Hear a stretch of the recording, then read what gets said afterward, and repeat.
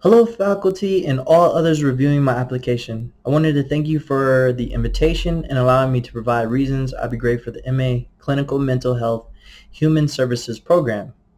So, just getting straight into it, question one: what qualities do you believe you possess that would make you an effective counselor? For example, what are the strengths and areas for growth? I believe each counselor's skills should include both verbal and interpersonal awareness, as well as a compassion and empathy for all. I have a keen ability in questioning effectively and responding accordingly. I have a tremendous respect for the time, patience, knowledge base, and continuing knowledge base that is required in properly communicating with the client's overall experience, emotions, and their personal goals. Moreover, I can appreciate that a counselor represents a better pathway between a client's choice to either self-medicate or the overprescribing of medication.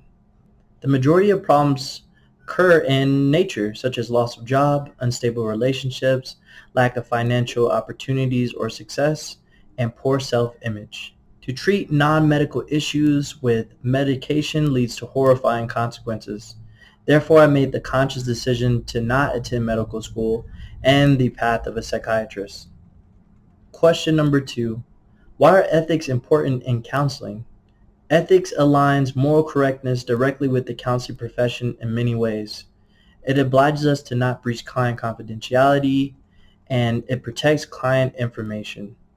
Ethics advocates for creating an environment of trust so that clients feel more encouraged to open up about their lives and what brings them to counseling. Ethics also prevents any unfortunate legal responses from other parties, which could potentially destroy a company or individual's reputation. Question 3.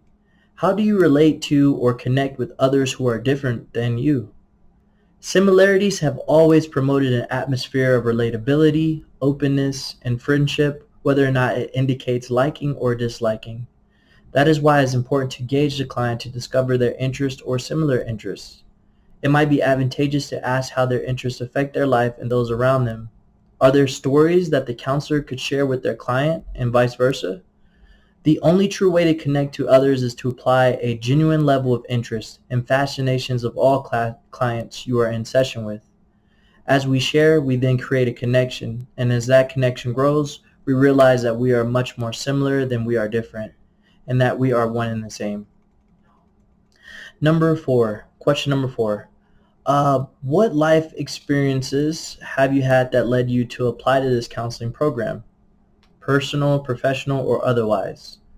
So my military career and the career outside of the military as a veteran, working with soldiers and other veterans with various mental health issues as a direct result of their military service.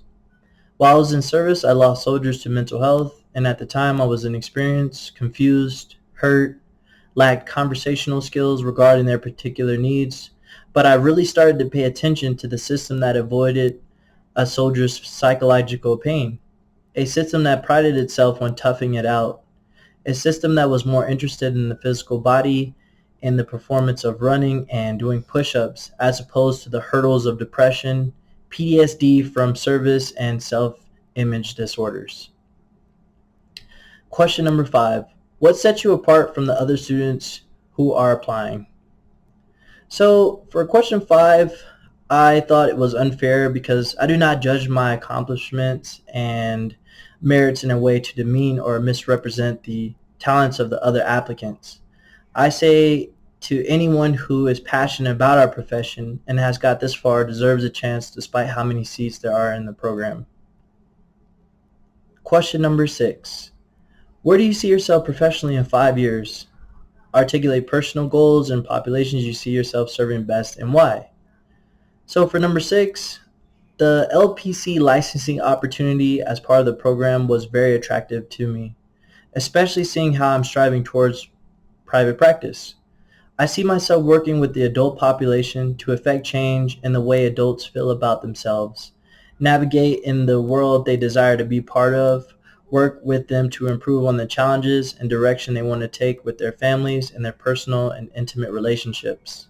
Professionally, I want to continue to work as a therapist in hospitals, shelters, industries, and so on until eventually I've gathered enough experience and education to enlist myself into the doctorate program for clinical psychology. After I've achieved that designation, I would love to be a clinical psychology for the military services. Question number 7.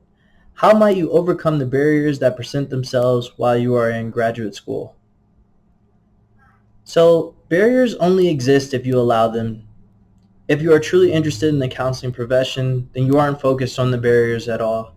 You are focused on the amount of people you can reach when you're done with the program. You are focused on continuing your education so that a lack of skills down the line do not prevent you from working with others. You fear the barriers of not wanting more for yourself and your clients by actively choosing to not further your individual and professional skills.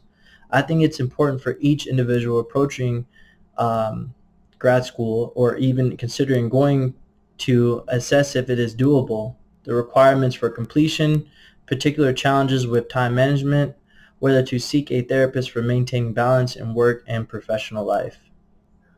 Well, there's all of my questions. I want to thank you again for your time, and I hope to hear a favorable response.